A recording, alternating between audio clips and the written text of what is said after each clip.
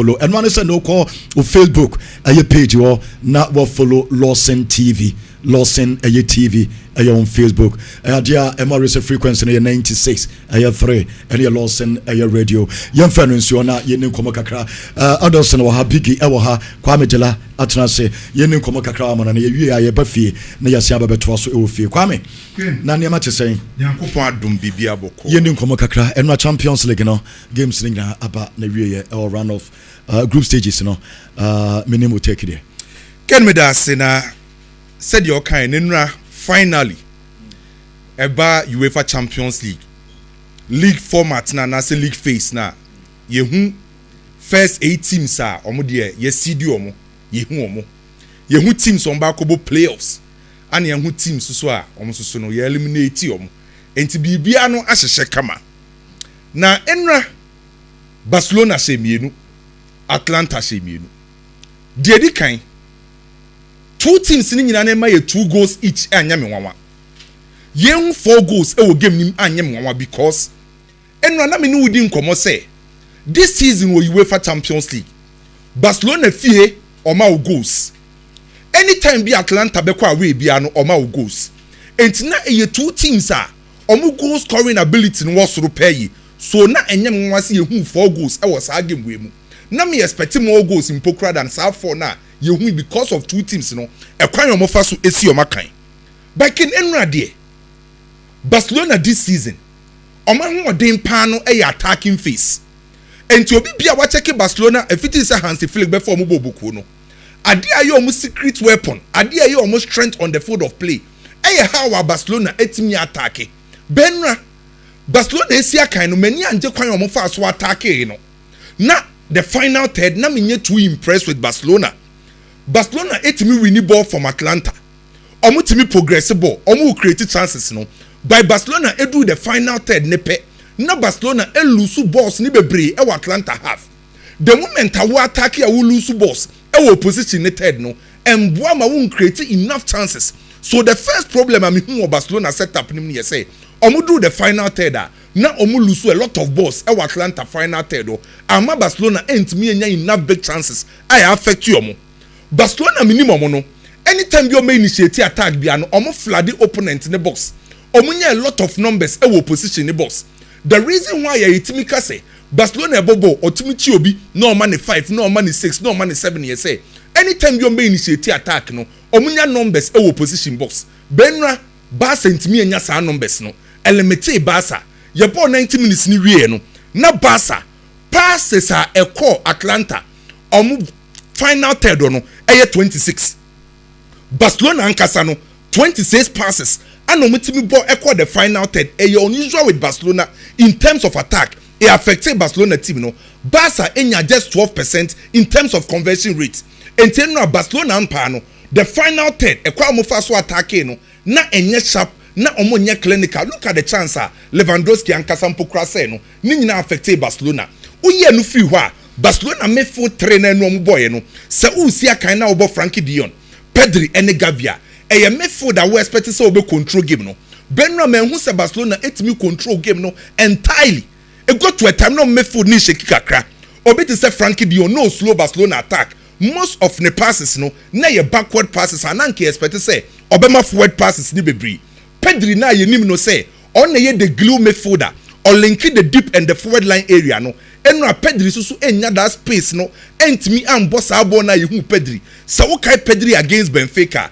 kwan of fast so link the midfield and the forward line no ye hu saade no ana Gavia na operate as the attacking midfielder when nya sa spaces no ni na affect Barcelona boboku no and Barcelona defensively ken enra na omu ye shaking kakra onim set top 8 teams e o league phase no omo nya first to 8 Barcelona ne concede goals kese out of the first 8 no Barcelona conceded 13 goals so excessive defensively na Barcelona in the UEFA Champions League na question mark kakra ho Barca person ko na nime competing in the UEFA Champions League department ba ko so mutimi working on say omu nkra ball no mu defend e so mutimi defend na make sure so be come anim but you know Barcelona ya de second e league format ne so de metima ka cho say Barcelona ngo mu wan say eneska so de o manya bi said now the two jan o teams so many ska kese in the UEFA Champions League uyi Liverpool uyi team e friend say Inter Milan na uyi Arsenal team otoso a onye ska kese pa no Barcelona 89.4 million euros enye ska ketwa enti Barcelona e the first phase, that's the league format no enu Barcelona ngu omo enu ase ba mi ogidie say on be correct on mistakes na knockout stage ni yehu the best out of Barcelona. Madrid equal away to Brest equal we need 3-0 again. Brest nie Real Madrid nie difference neson, so 3-0 and shada major news. However, as a Madrid fan, as a Madridista, the amenity in here say Madrid I ended the league phase ne very well. Sa ubekaya yes season as in the UEFA Champions League Madrid and Shas ye. By how a Real Madrid for no ama Real Madrid supporters ne enya ratio say the next phase, that's the playoffs no kobono on betima compete with the big guys. Because Real Madrid ba be UEFA Champions League phase no the last 3 games or say 3 against Atlanta or say 5 against Salzburg and then no was 3. And Madrid I end the UEFA Champions League phase ni ama supporters ni did say gradually team na peke at the time I ba be read the knockout stage e ho ana Real Madrid 40 UEFA Champions League na say sanke ya de say Real Madrid team no entimi convince the supporters ye ba be really phase na nka be ka say ye knockout phase no obeka say obenya questions kakra about Real Madrid by so far oma impressive at the time ye ba be UEFA Champions League knockout stage. The second advantage and I say important na me hu ni say eno Real Madrid keep clean sheets obi beka say Brest there say oma ntimi amfa ba nto Real Madrid atinima enye major news.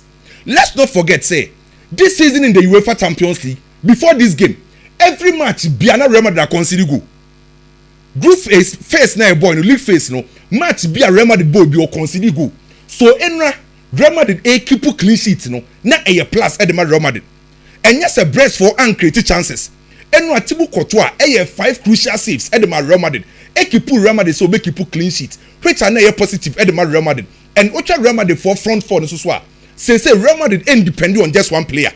Enra Vinicius Junior and Siakan. Mbappe ntimi ama goals na open no by Yenya Rodrigo and Jude Bellingham am buy into the party and Sani perform no mu anim hono this season Mbappe am 22 goals, Vini Junior am 17 goals, Rodrigo am 13 goals and Jude Bellingham am 10 goals. So among the front four obi etimi am double figure goals by Ken me comparison enye comparison number ye Jude Bellingham no so often won finfin ho a oma obi bia bi Real Madrid akra Jude Bellingham o create o sego onimtwe otimi carry ball o defend ana pet no ni ba bia enti akwa te say 1,000 o di ni shem finfin ho a bibio otimi abi. And the 2 seasons already with Real Madrid Football Club metima catch or say akra na friend say Jude Bellingham no Real Madrid for benya no so mfa so bebre enti so far Real Madrid so qualify or kobo playoffs and likely say Real Madrid ebeko into the next stage and say Real Madrid pick our knockout stage. Real Madrid exercise competition as here opposite threats edma any team most especially say Real Madrid for a pick your form no mo peno. Juventus elusu 2-0 against Benfica. Enu asaken game we no edim kofu awu papa enu a oyibo etwi moko ye nkofo ho na wo pe match ba ko a high investors a Juventus ka ho bi ken say ye bobo na team ebo 32 games in all competition na olusu 4 games a kire say sa team no dene so obehye no enti very good on the part of Juventus. The entire season about 32 games olusu 4 untimi say Juventus a the same period sa team na about 32 games a we lose 4 no we win just 12 about draw 16 enti say Juventus in as much as untimi shano no untimi win games. And in football, some person winning games are you need to score. By problem at Juventus facing in and say on to me goals. Champions League na yebono. Juventus are 9 goals per in the UEFA Champions League. Men person the better to teams like no ho. Leverkusen, Lille, Aston Villa, Atlanta, PSV Eindhoven, Brest, Feyenoord, Celtic. Some teams when you national goals as Juventus. So the major problem at Thiago Motta facing with Juventus say omo ntimi goals. And so when your team now person say goals and what's that level of creativity was through. Currently Juventus set up no level of creativity any so enti affected chances of this go and no ntimi be opponent team enti Juventus team e wo no ken on bebo ball na no wakwaya ade akra na yesa obebo draw. That's the reason why out of 32 games in our competition wetimi abodro nko 16 yemfa sa performance we enko yenim in the UEFA Champions League medima no sima me wie wo Arsenal ye be say UEFA Champions League na se no sanke ebusa o se first 8 o di Arsenal beka ho anka beka say Madrid mo ne Man City mo ene Juventus mo ne Bayern mo nyina be sign Arsenal ho by ye first 8 ye league phase no ye ka first 8 a team friends Arsenal e ka ho bi which means Arsenal ya de the performance of Arsenal enye say omo bought the champagne football enye say Arsenal bought the most attractive football but dia bought Arsenal in the UEFA Champions League near say omo dominated the phases of play football ye ka phases of player a tactical organizational team bia go through at the time a game na ekoso enti see ebobo a how a team na ho identity in terms of attacking how na ho identity in terms of defense any ye ka say o dominated the phases of play Champions League na yebo no ye ka team so mo she goals kese pa na o the Arsenal beka ho so in terms of attacking phase Arsenal ho the same time o ka teams are omo concede goals for Champions League ma o Inter Milan na wa concede 1 na Arsenal concede 3 so in terms of attack in terms of defense Arsenal team no dominated the phases of play e ka ho bi ana first 8 Arsenal enya good position menka so mbeji UEFA Champions League no menka sa Arsenal beji last season otoso okodu quarter final by Arsenal to turn nyoma ya obetimi akonanim than the year last season so to turn nyoma ya because last you do say quarter final nti obedu semi final because baby okono either so obeshia final Juve AC or PSV and Doven Arsenal better than these 4 teams enti say omo to turn nyoma ya enye so okoje Champions League no bo obetimi edu baby a last season odu ye na anasa obebeta last season there because omo team no enye ba elfen kwa so far one the Champions League no oh so far Liverpool team na the best club Liverpool na the best club as it stands now in the UEFA Champions League. Okay. Liverpool and one edge. Based on the acquainted year, then you talk of Barcelona.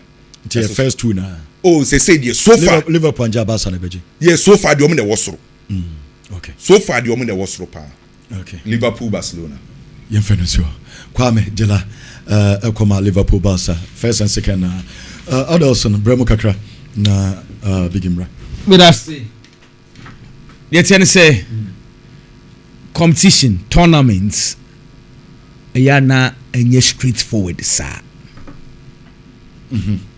Na group stages performance it does not guarantee you winning the trophy. Sometimes maybe a obefa the finals plays major role down how you played in the group stages. TMA, you might be the best team in the group stages.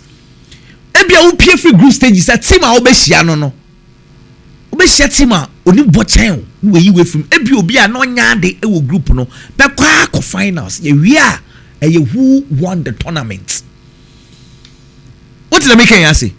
Ronaldo sa Euros no obo Hungary obo Austria mo Portugal they were almost out of the group stages. No man ka ho ye de we bi na ka ho third place ne hyehyɛ ya na mo be ka ho Portugal in them obo Wales semi-finals okoji Euros were they the best team? No, they weren't. Eye baby omo fire no the worst Brazilian team to win the World Cup they be America me say 2002 na ye by name no matter 2002 that Brazil or J World Cup they were even struggling to qualify.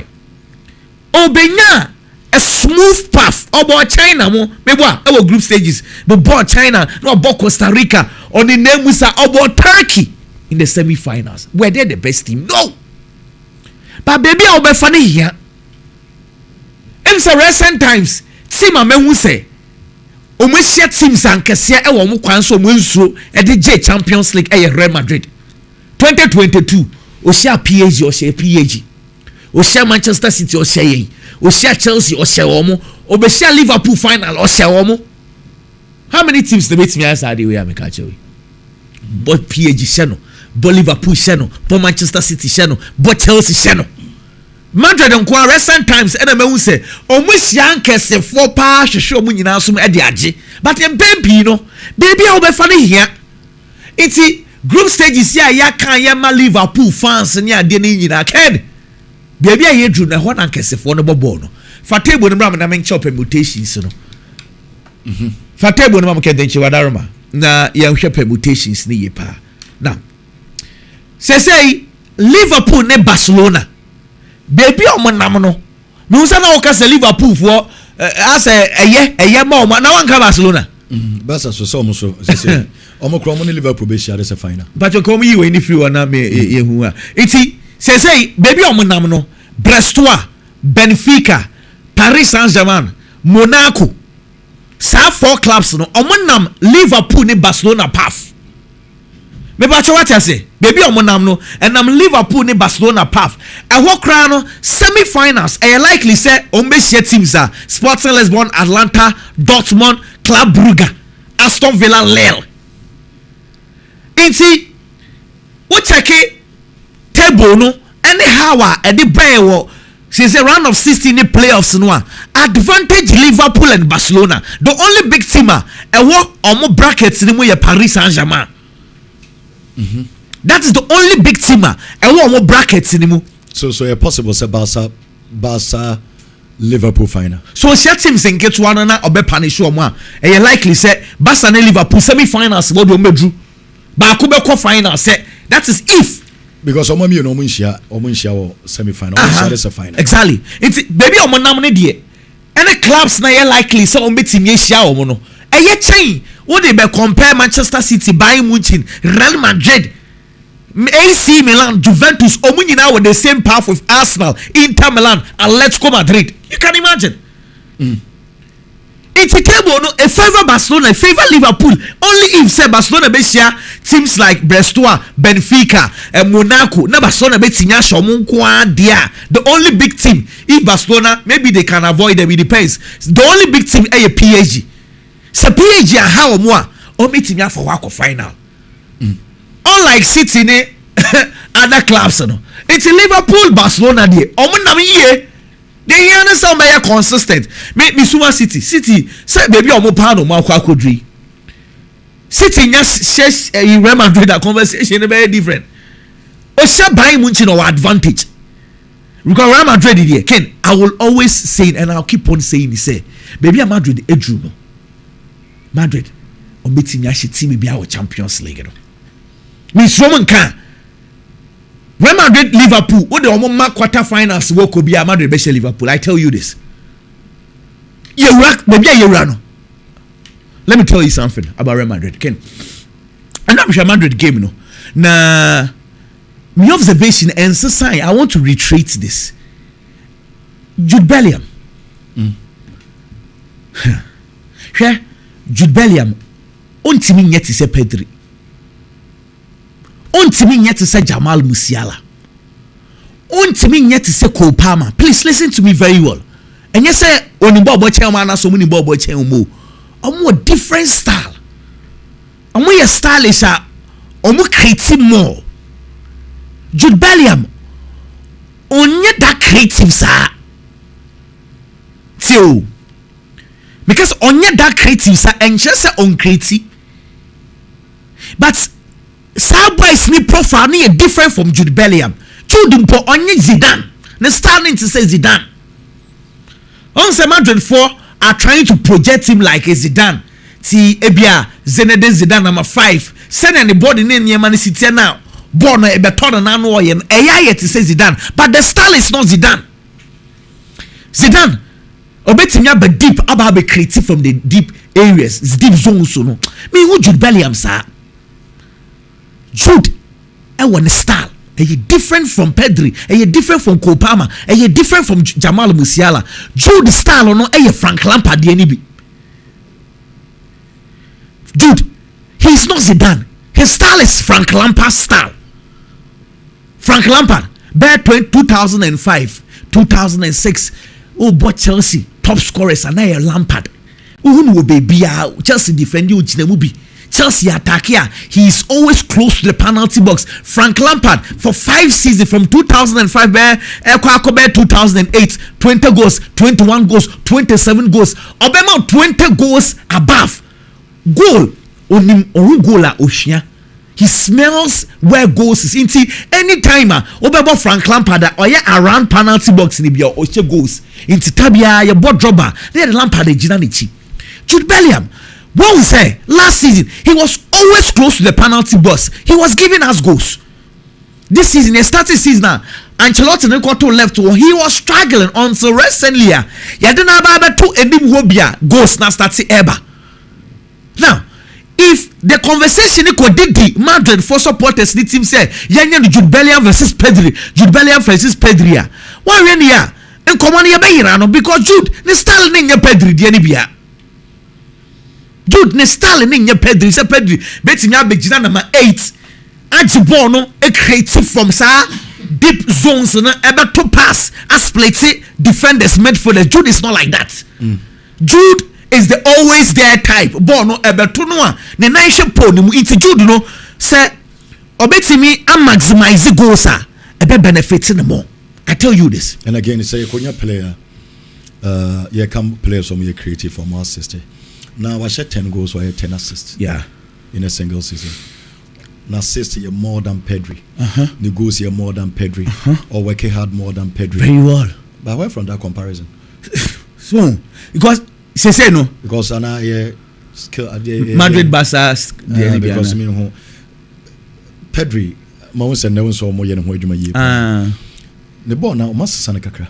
Pedri because oba ye no na obem penalty balls no kakra. Otimi shego etimi creative. Say the ball no 360 na do so do. When you're more effective. Football no say no. The numbers ne BBBA and the work rate ni ubi any bi. Ono quality me yes. Oh unique talent be exactly. What about a different player? It's profile you different. And let me say Momo fa baby I want to call Bellingham Jamal Musiala ne dia ne different cra. Tina me catch us ne dia ne Lampard dia ni be Pedri. Ya be ko Euros. Luis de la Fuente, the Spanish national team coach, say, "Oh, Pedri as more of a number 10 into the new coach number 10 with Euros." Yes, starting in a Pedri prior Dani boy. Now, when he came back to Barcelona, Anna coach and say, "Ombejina 8." Say 8 na abama na ye ne dame na no be interview so or you comfortable playing as a number 8. I tell you this. Pedri, who did he number 10 or about 2 seasons, 3 seasons, then go say Jude Bellingham there. And you're a star no. Who didn't go to 10 or but he cannot give you the numbers Bellingham will give you because that is not his style. The same way Bellingham got to 8 until me wants to say the Pedri airborne. Now, back to your question again.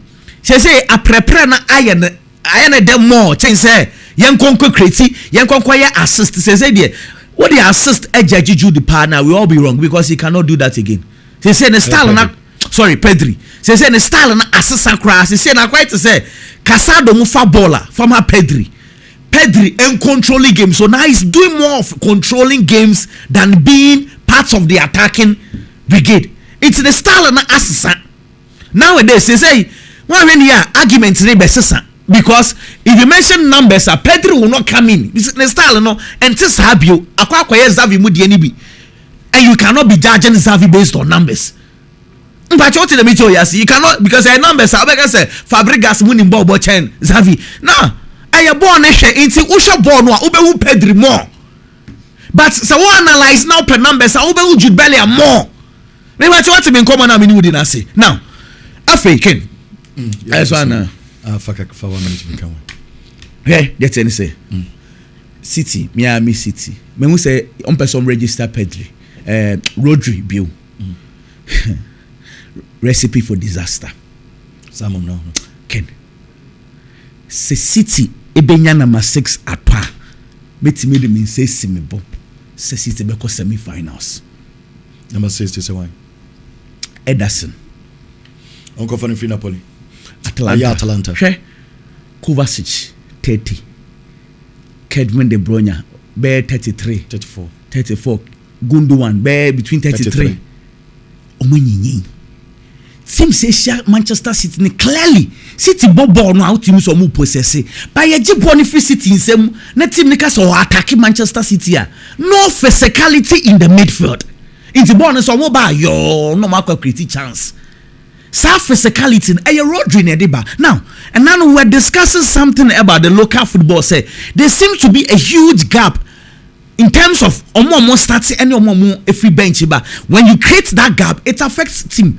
So problem the Manchester City will be pa because yabo Kovacic, yabo Kevin De Bruyne, yabo Ike 1-1.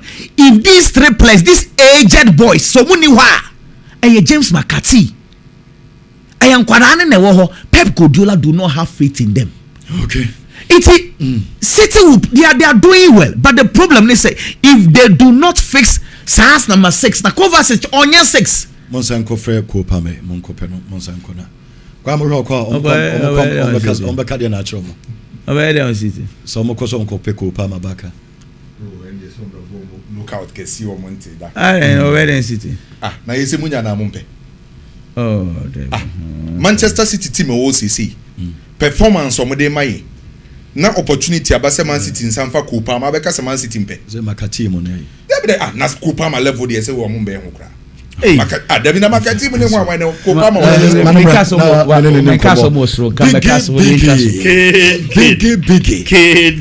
Big rank mo yan kompe Ken Kopama.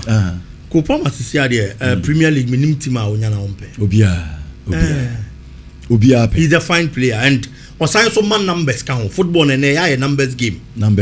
Obema goals, obema assist. How am for week rating count to say Judy there.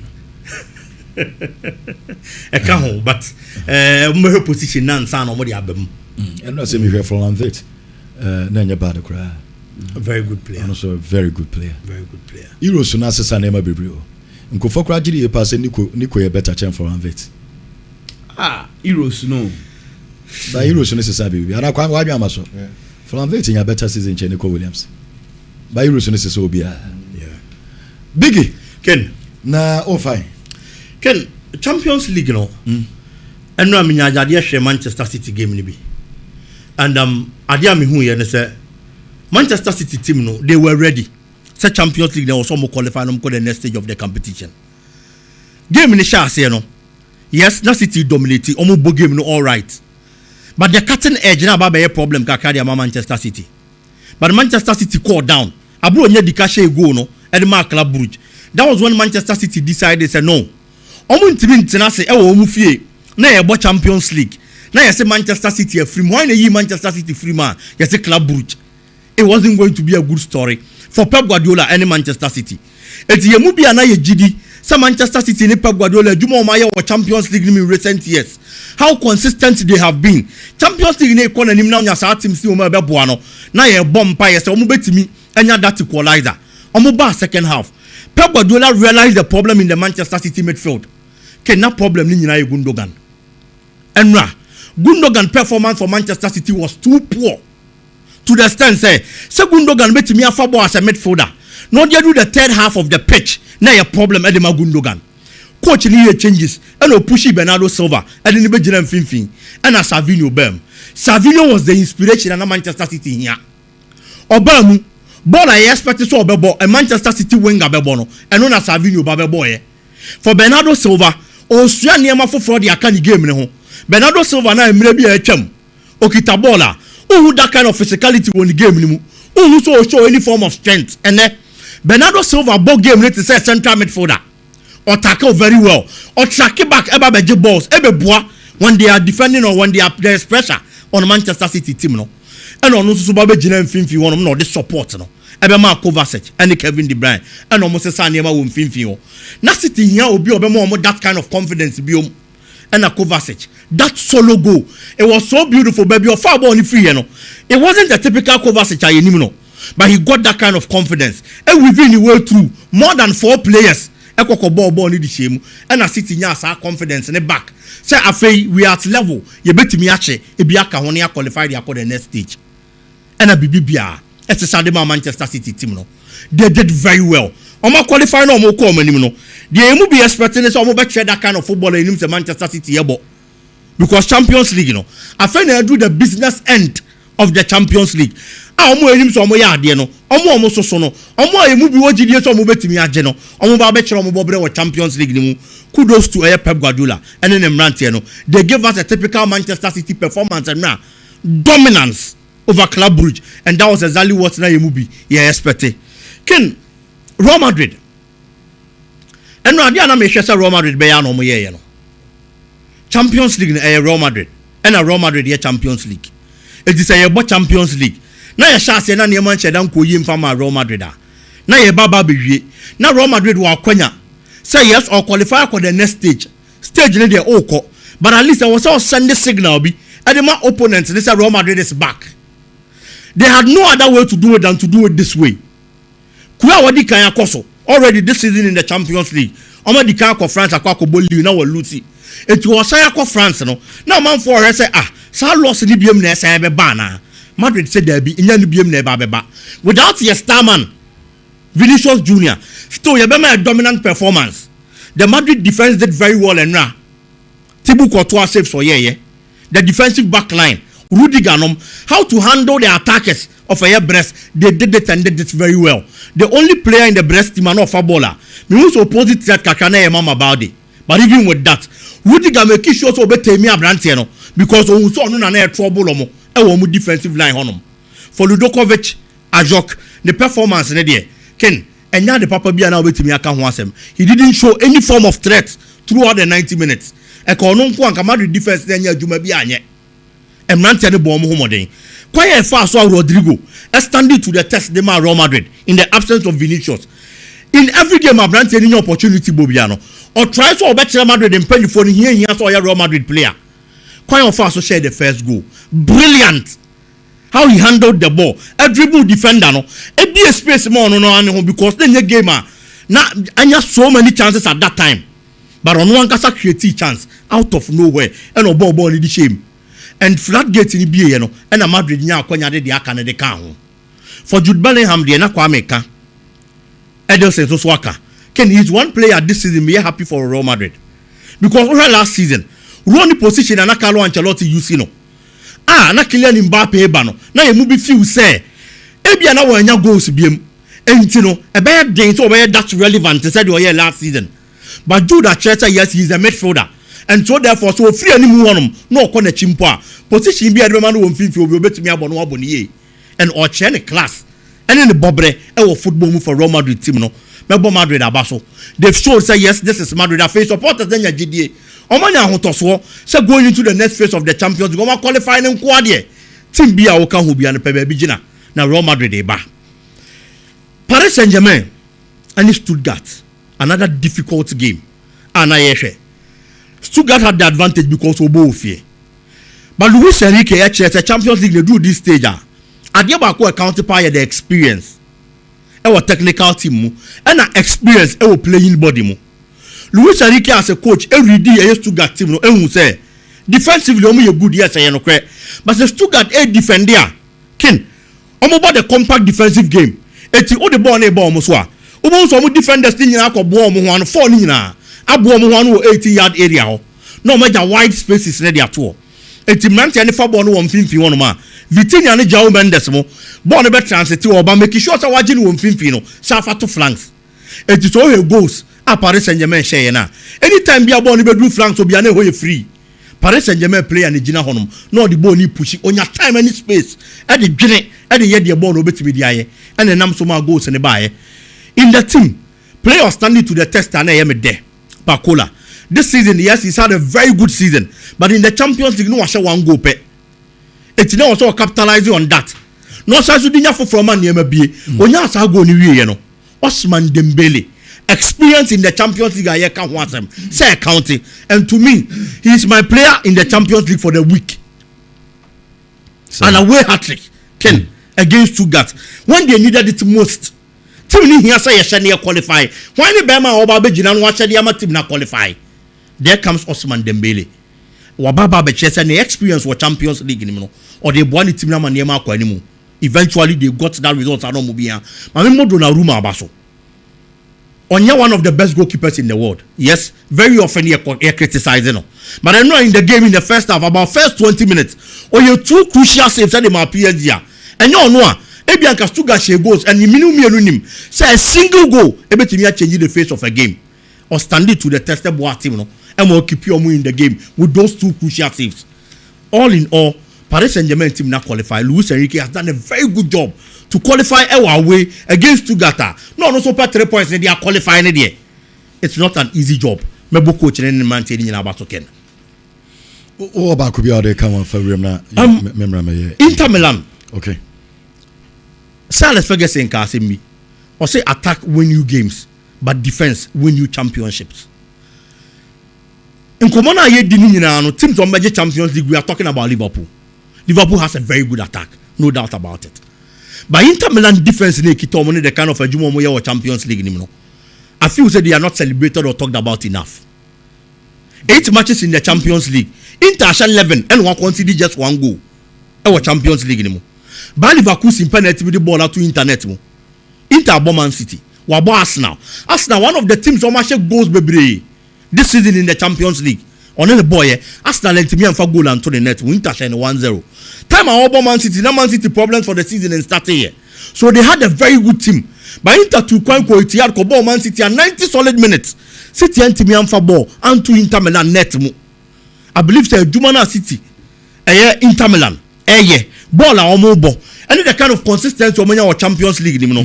I always say it's a Champions League, and I say any major trophy be our person Ujibiano.